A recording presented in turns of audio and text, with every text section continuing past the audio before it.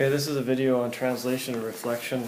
Translation and reflection are described on page 179. And it looks like this. It has a whole bunch of text and it tells you exactly what happens, but it's a whole lot easier for me to show you what happens with vertical translations, horizontal translations, reflections, we'll ignore that, and then compression and expansion, I'll show you that. So I'll show you three things. The vertical translation, which has to do with D, or why the hell do they call it K? It has to do with D. The horizontal translation, which has to do with C, and of course they call it H just to confuse you, and compression and expansion, which has to do with A, and at least they call it A that time. But you'll see what that all means. And when you do, you can do these word problems, these wonderful word problems on page 187, which all have to do with recognizing what happens when you make changes to A or C or D.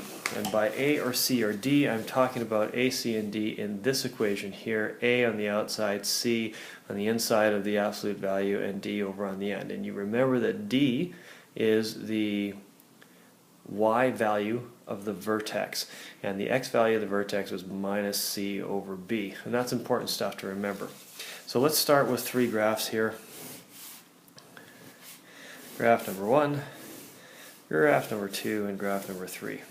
And on all three graphs I'm going to plot the exact same thing called y equals x absolute.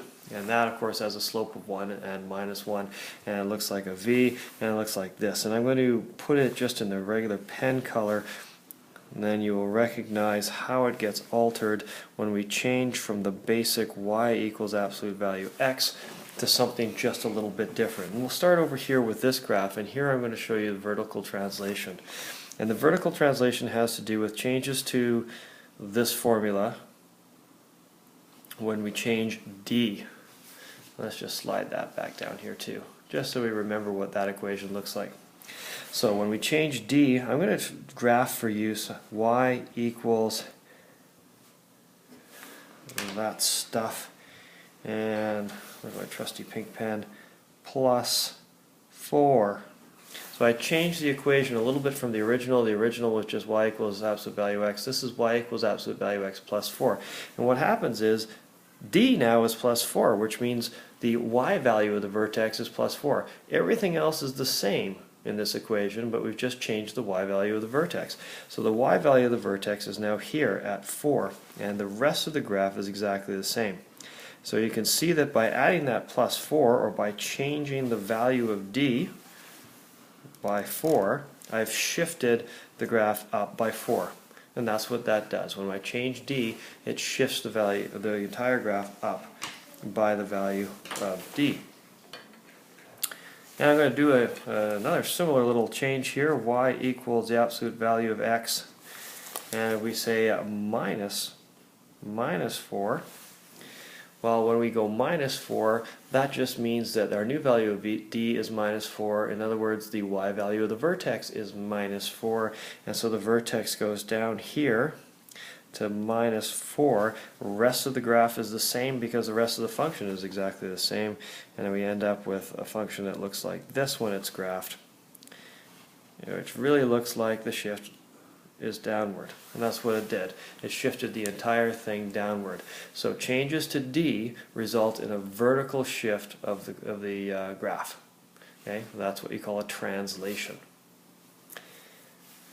Next, we're going to look at changes to C, and remember that in this equation, C is the thing that happens inside the brackets, or inside the absolute value. So first, I'm going to graph y equals the absolute value of x, and let's go x plus 2.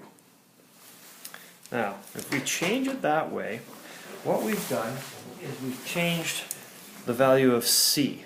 And I'd like to point out to you again that the vertex is negative C over B, comma, D.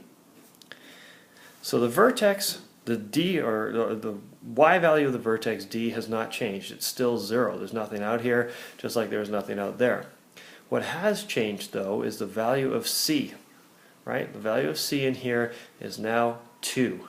So now we have minus 2 over b, and b here is 1. 1 times x is x. So now we have a value of minus 2 here. So by adding plus 2 inside, we end up shifting to the left.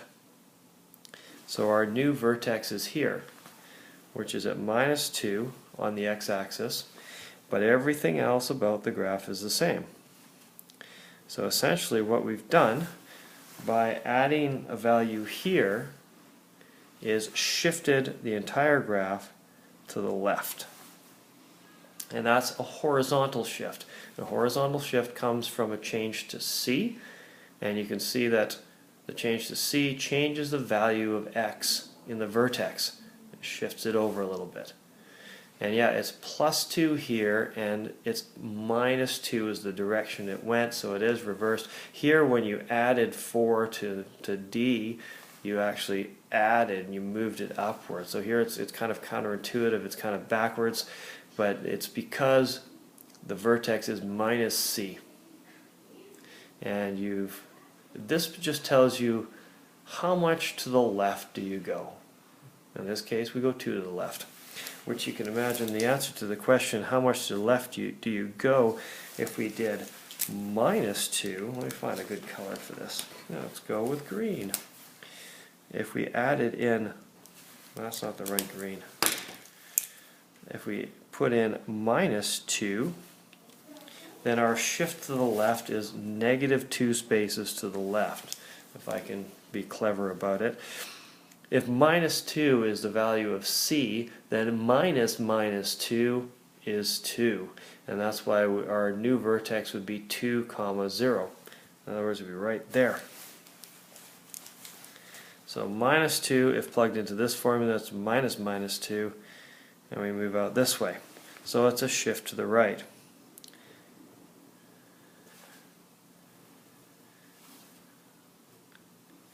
Okay, so if we put a negative C in there, it's going to shift us over to the right. Oh, this is something to commit to memory. Let me pause for you to think about this and remember it. Okay, we've paused long enough. Let's go on to the last thing, and the last thing I'm going to go over here is called compression and expansion. Let's put, first of all, a coordinate right here. This is going to be 4, 4. And right across over here, of course, it would be minus 4, 4. Okay, so there's a couple of coordinates that are on this graph right now. And this is the, remember, this is the graph of y equals the absolute value of x. So the absolute value of minus 4 equals 4, and that's why these are like that, and the absolute value of 4 is 4. So what happens then if we change it so y equals 1/2 the absolute value of x? What happens then? Well, what happens then is we change the slope, have we not? When we took these things apart and we did that piecewise business, we realized that there was an equation that represented this line, and there's an equation that represented this line. Y equals x represents this line. Y equals minus x represents this line. I'll say that again just to make sure that you understand it. The slope here is negative. This is y equals minus x to this point here. And this is y equals x all the way up this way. And we would say that if this was a piecewise equation, we would say y equals x, comma x greater than or equal to 0, and y equals negative x, comma x less than 0. And that would be our answer to the what's the piecewise equation business for this. So we've got an equation that represents this, an equation that represents that. If we change it now by adding in this thing here, then our new equations would be y equals 1/2 x and y equals negative 1/2 x would be the equation of our new lines. So our new lines would have a slope of 1/2.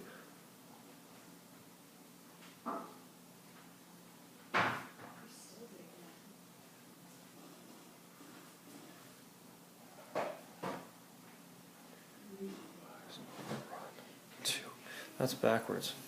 I'm going to have to look this up.